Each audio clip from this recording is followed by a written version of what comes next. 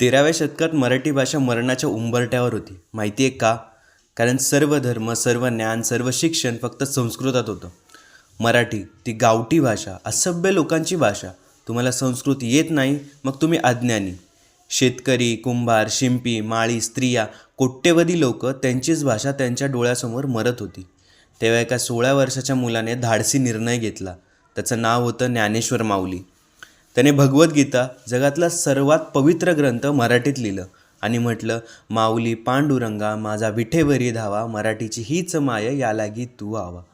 मराठीला दैवी स्थान दिलं आणि त्याने जाहीर केलं, देवाला मराठी समजते, ज्ञान सर्वांसाठी, प्रत्येकाला त्याच्या भाषेत ईश्वर मिळू शकतो.